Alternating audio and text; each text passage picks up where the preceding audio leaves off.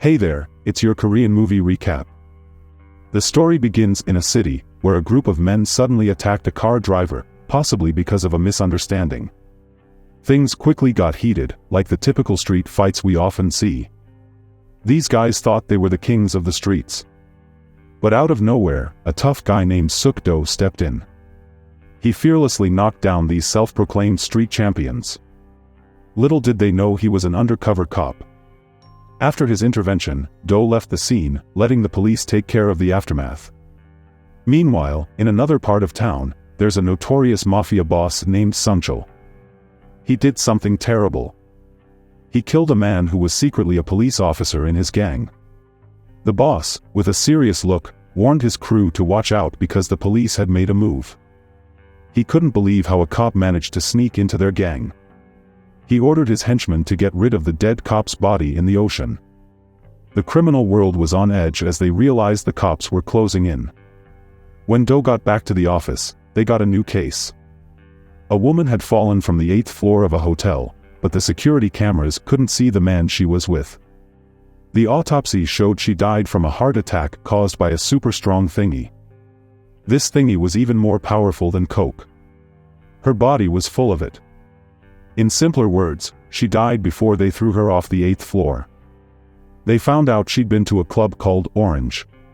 That night, Dou and his buddy decided to check out Club Orange, which was suspected of being a hotspot for a new thingy called hyper, popular among teens.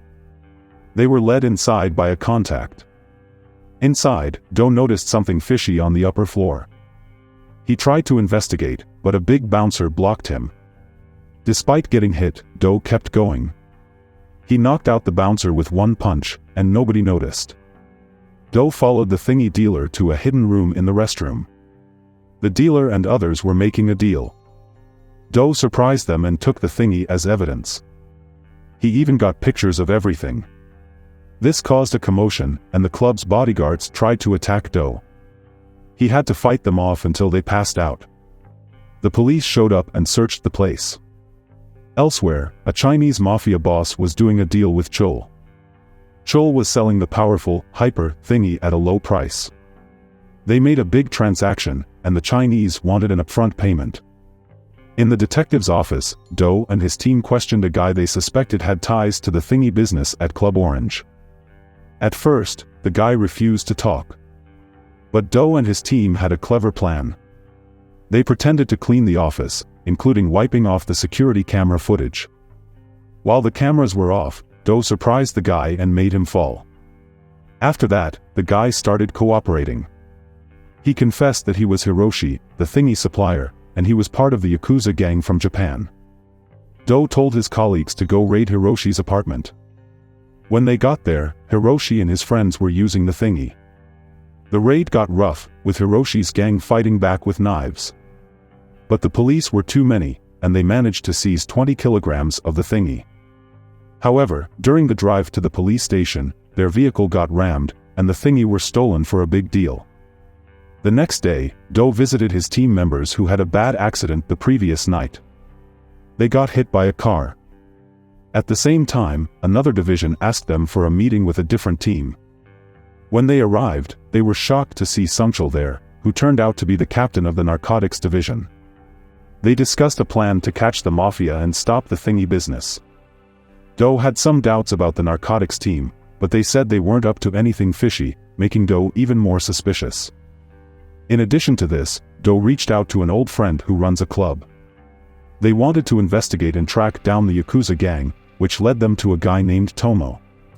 Meanwhile, in another part of Japan, a mafia boss was furious because Tomo was messing up their operation.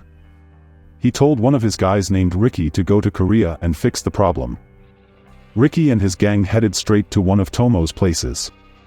They were ruthless, and they killed anyone in their way while looking for Tomo. What people didn't know was that Ricky was the scariest Yakuza leader. At the same time, Dou was on his way to the same place. When he got there, it turned out Ricky had reached Tomo's hideout first. Ricky's gang was brutal, and they killed everyone there. They found Tomo and planned to take him with them. Just as Dou arrived, they accidentally crossed paths with a Yakuza vehicle. Do tried to stop them by crashing his car into theirs and fighting them barehanded. But Ricky, using his car, crashed into Do and sent him flying. Ricky and his gang got away with Tomo.